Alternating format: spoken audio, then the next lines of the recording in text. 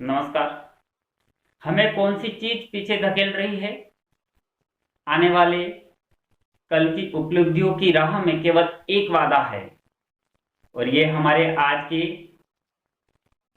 संधि या pregnant D result ना कहा है कि अगर हम कार के ब्रेक लगाकर चलाएं तो क्या होगा। हमारी कार कभी पूरी रफ्तार नहीं पकड़ पाएगी, क्योंकि ब्रेक रुकावट पैदा करेगा। हमारी कार बेहद गर्म होकर बिगड़ जाएगी। अगर कार में ब्रेक डाउन नहीं हुआ तो रुकावट की वजह से इंजन पर दबाव पड़ेगा।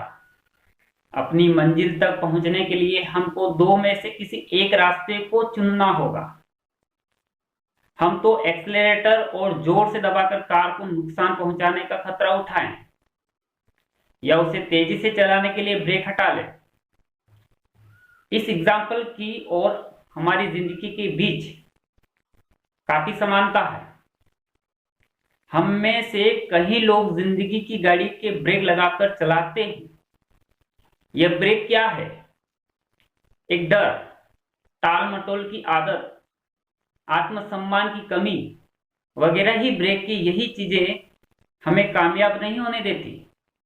भावनाओं के इस सही नजरियों के ऊंचे स्वाभिमान और रिस्पॉन्सिबिलिटी कबूल करके हटाया जा सकता है। जो अपनी भावनाएं हैं, इस पे एक रिस्पॉन्सिबिलिटी हम लेके इन सारी भावनाओं को हटाया जा सकता है। खतरे उठाने से बचना, अनविलिंगनेस टू टेक रिस्क। सफलता पाने के लिए सोच समझ के खतरे भी उठाने पड़ते हैं। खतरे उठाने का मतलब बेवकूफी भरा हुआ खेलना, बेवकूफी भरा हुआ जुआ खेलना, और ये रिस्पॉन्सिबिलिटी बरतना नहीं होता। कई बार लोग गैर रिस्पॉन्सिबिलिटी पूर्ण और उटपटांग कामों को करना भी खतरे उठाना मान लेते हैं। इस वजह से जब उन्हें बुरे नतीजे मिलते हैं तो वो अपनी किस्मत को दोष देते हैं। खतरे का मतलब अलग अलग इंसान के लिए अलग अलग हो सकता है, और यह ट्रेनिंग का नतीजा भी होता है। पहाड़ पर चढ़ना किसी प्रशिक्षित व्यक्ति और किसी नए सीखने वाले दोनों के लिए खतरनाक हो सकता है, लेकिन प्रशिक्षित व्यक्ति के लिए इसे गैर जिम्मेदारी भरा खतरा नहीं माना जा सकता। जिम्मेदार ढंग से खतरे उठाने के लिए ज्ञान, प्रशिक्षण, ध्यानपूर्वक अध्ययन, सेल्फ कॉन्फिडेंस यानी कि आत्मविश्वास और काबिलियत की जरूरत होती है। खतरा सामने होने पर ये चीजें हमको उसका सामना करने की हिम्मत देती है। खतरा न उठाने वाला आदमी कोई गलती भी नहीं करता, लेकिन कोशिश ना करना, कोशिश करके फेल्योर होने से भी बड़ी गलती है, यानी कि असफल होने से भी बड़ी गलती है। कई लोगों में फैसला ना ले पाने की आदत बन जाती है, और ये छुआछूत बीमारी की तरह फैलती है। ऐसे लोग फैसले न ले पाने के कारण कई अवसरों से हाथ धो बैठते हैं। खतरे उठाइए पर जुआ मत खेलिए। खतरे उठाने वाले अपनी आंखों को खुला करके आगे बढ़ते रहिए, जबकि जुआ खेलने वाले अंधेरे में तीर चलाते हैं। एक कहानी के माध्यम से बताऊंगा। एक बार किसी ने एक किसान से पूछा, क्या तुमने इस मौसम में गेहूं की फसल बोई है? तो किसान ने जवाब दिया, नहीं, मुझे बारिश ना होने का अंदेशा था।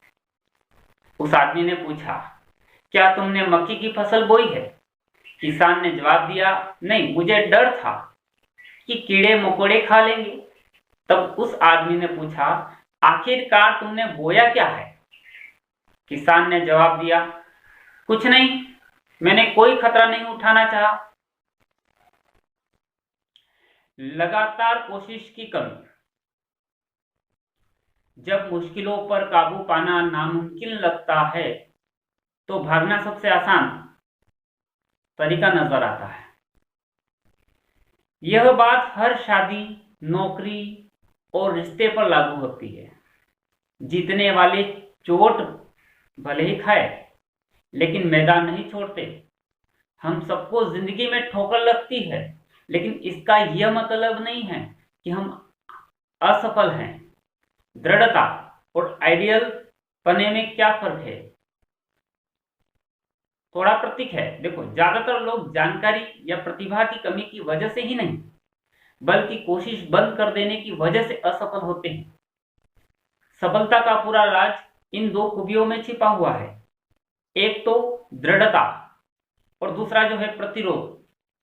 जिन कामों को करना चाहिए उनके बारे में दृढ़ता दिखाएं, और जिन्हें नहीं करना चाहिए उनका प्रतिरोध करें।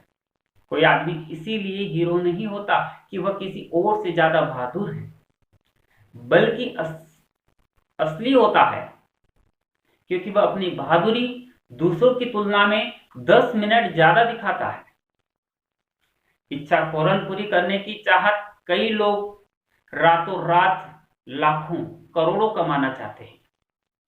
इस वजह से आजकल लॉटरी का धंधा काफी फल फूल रहा है। हमें इच्छाएं झटपट पूरी करने के दौर में जी रहे हैं। आजकल हमको जगाने से लेकर सुलाने तक के लिए, यानी हर काम के लिए एक गोली मौजूद है।